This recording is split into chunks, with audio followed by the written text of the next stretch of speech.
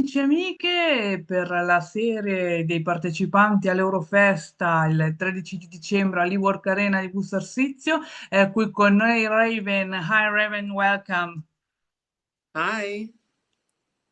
Well, first of all, let's talk about how you felt when you've been invited to the Eurofesta, the first Italian party of the Eurovision. Oh, I was so happy. I love getting together with all my Eurovision friends, and I'm very happy that I will see some of the faces that I've already been with and interacted with last year when I was a participant, and also to meet new the previous participants of Eurovision. Yeah. And what do you expect from the Italian public? I have no idea. Actually, now that I think of it, I think this might be one of my first performances in Italy. Maybe I have done some stuff with the opera, since I also sing classical music, but with pop music, this will be my first time meeting the Italian audiences. So I'm very excited and happy. Instead, what do you remember of your participation at the Eurovision? Oh, I remember mostly the people that I did Eurovision with. I think that's what I'm most like cherish, the memory of all the people that have helped me prepare the performance, and also of the people that I met there, of all the musicians that I still stay in contact with. And what does the Eurovision mean to you? Eurovision, it's for a musician that comes from such a small country as I am, Slovenia. It's a very important event. We don't really have a lot of opportunities to reach out of this small, beautiful, but small country. So Eurovision was definitely a platform for me where I could represent music to audiences outside of Slovenia. And if there's something instead you don't like about the Eurovision ambient? Well, of course, I mean,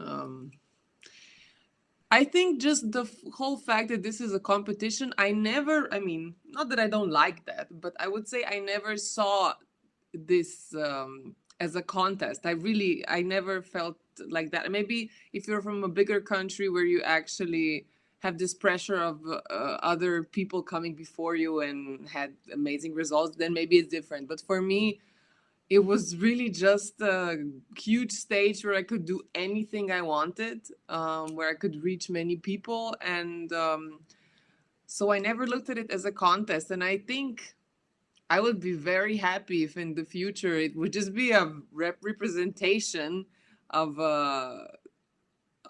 all different countries and different cultures, not an actual contest. So let's say that this is like one thing that I'm not so enthusiastic about, competing in music. Yeah. And what is the aspect of your music that makes you more proud? Whew. What is the aspect of my music that makes me Yeah. the most proud? I think it's for me mixing genres. Since I come from a classical background, but I've always done my own pop music. I think this is like my strength, that I can kind of do a lot of different genres, and I kind of know. I think, yeah, and it just one of the most interesting things for me, when I can kind of incorporate different genres and try myself in different types of music. Yeah. It's difficult to combine this classical background to the most electronic music you also use in your music. Um, Actually, I think classical music gives me the freedom because I have obviously it's very strict and very like in a it's kind of a it can put you in a box, but at the same time it gives you such good technique that I can then do with my voice whatever I want. And so in that regard, it definitely gave me a lot of freedom. And yeah, that's I think that's one of the things that kind of separates me from other singers. Yeah. And instead, what's been more challenging in creating your last single, Reverie? I think Reverie is a song that is different for me because it's very euphoric, very uplifting. It's a bit melancholic, but at the same time, it's kind of, it gives you energy. It doesn't really drag you down. And I think with a lot of my music, since I love dark, mysterious music, it doesn't give you the feeling of, you know, of energy. It kind of sucks you in, and that's also great. But with Reverie, I think it kind of uplifts you and gives you energy. And it was maybe just this concept of me having a song that is maybe not so avant-garde. This was like I had to kind of open myself up and be like, okay, not every song needs to be introverted and heavy. I can also do something light and uplifting. So I kind of had to talk myself into doing something a bit more fun. And now I'm so happy. I really see myself in this type of music in the future. Yeah. And you also released an English version, maybe because you're trying also to approach an international music scene bigger than before. Yes, definitely. I see that the more that I try to have a plan of what I'm gonna do and how things are gonna go, the worse it is. I honestly, for me, why I released the English version was because I made the song in English. At the same time, I had this big concert in Slovenia less than 2 weeks ago that I had to promote, and I wanted to give something to my Slovenian-speaking audiences. That's why I also released a Slovenian version, but it was first written in English, which was not really a tactical decision. It was I just wanted to do it. And also I think the song has such a warm message that I wanted that people understood that. I think the lyrics are very important in this song, and I wanted, because I have a lot of English speaking people that listen to my music, I wanted them to understand the lyrics as well. That was my main goal. And how your personal experience instead influenced your songs? Yes, of course, definitely. I think any artist that says that it doesn't, maybe it's not so direct that you actually take inspiration from your life, but in the end of the day, we get inspired by everything that we're around. I mean, we people, I think, grow by interacting with the outside world. We're not isolated, living in a vacuum. So I think it's natural and logical that we take inspiration from our experiences and from the outside world. And you also released an opera version of the song Bella Ciao as part of the Yama soundtrack. How's this project born? Oh, that's a thing that I forgot almost about. That was a very, like, just a side project that was called by this director of the Slovenian movie. They wanted to use, firstly, I think they were thinking about using some other song that they told me that maybe we should do Bella Ciao. And I'm familiar with singing in Italian because I do a lot of operatic roles, and obviously my favorite type of music is sung in Italian, and it's my favorite language to sing classical music in as well. So I was excited to do that. It was a fun little project before Eurovision, and yeah. But now I almost forgot about it. It was so brief. Yeah, there's something else you know about Italian music and culture. What if there's something? If you know something else apart from classical music about Italy, not only music, but in general also.